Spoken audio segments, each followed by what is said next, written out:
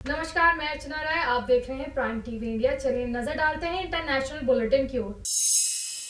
Suriname के राष्ट्रपति Daisy बाउटर्स को एक सैन्य अदालत ने अपने राजनीतिक प्रतिद्वंदी की हत्या के मामले में 20 साल की कैद सुनाई है। मामला 1982 का है, जब बाउटर्स दक्षिणी अमेरिकी देश के तानाशाह थे।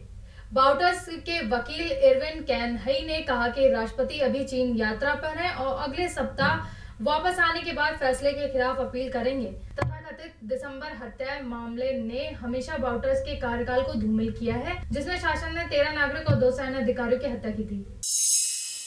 मालदीव के पूर्व राष्ट्रपति अब्दुल्ला यामीन को धन शोधन मामले में दोषी पाया गया और उन्हें 5 साल कारावास की सजा सुनाई गई। इसके साथ ही उन पर $50 लाख का जुर्माना भी लगाया गया। समाचार एजेंसी सिन्हुआ के मुताबिक मालदीव के अपराध न्यायालय के न्यायाधीश अली रशीद ने कहा कि निसंदेह साबित हो चुका है कि यामीन ने धन लिया था और उन्हें पता था कि यह गबन है। यामीन पर एक निजी कंपनी के जरिए $10 लाख सरकारी धन प्राप्त करने का आरोप है।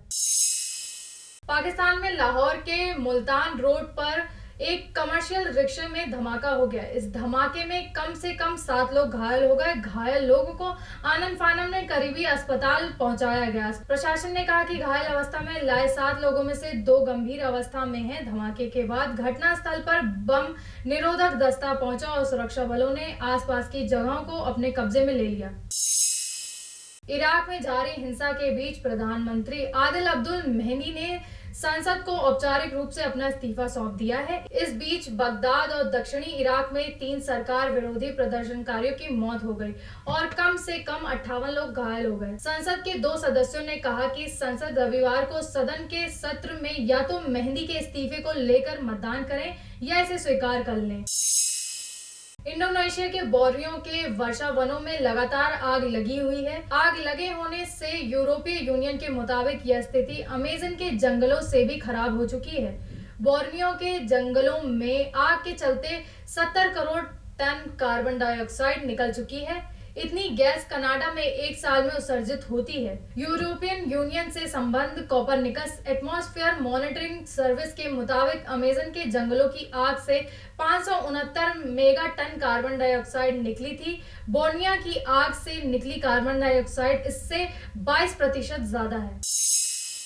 इंग्लैंड में स्थित लंदन ब्रिज पर एक आतंकवादी हमले के तहत 2 लोगों की मौत हो गई और 3 लोग घायल हो गए। इन लोगों पर चाकू से हमला किया गया था, पुलिस ने यह जानकारी दी। लंदन मेट्रोपॉलिटन पुलिस आयुक्त क्रेसिडा डिक ने संवाददाताओं को बताया कि घटना फिश मॉर्गेस हॉल पर संदिग्ध से सामने होने के 5 मिनट के अंदर ही अधिकारियों ने उसे मार गिराया। समाचार एजेंसी ने डिक के हवाले से कहा, बड़े दुख के साथ सूचित करना पड़ रहा है कि हमले में 2 लोगों की मौत हो गई और पुलिस ने संदिग्ध हमलावरों को गोली से मार गिराया।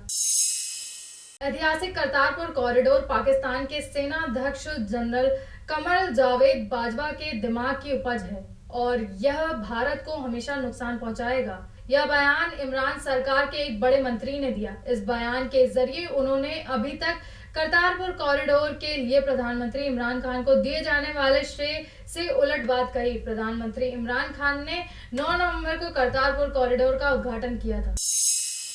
ब्राजील के राष्ट्रपति जायर बोल्सोनारो ने अमेज़न की जंगलों में लगी आग पर एक अजीबोगरीब बयान दिया है। बोल्सोनारो ने हॉलीवुड अभिनेता लियोनार्डो डी कैप्रियो पर अमेज़न की जंगलों में आग लगवाने का आरोप लगाया है।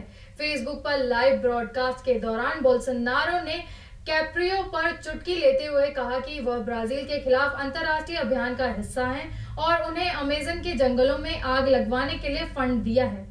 हालांकि बोल्सोनारो ने बिना कोई सबूत पेश किए डी कैप्रियो पर बेतुका आरोप लगाया है। पुलिस ने दमकल कर्मियों पर जंगलों में आग को बुझाने के बजाय लगाने का आरोप लगाते हुए 4 अधिकारियों को गिरफ्तार किया है।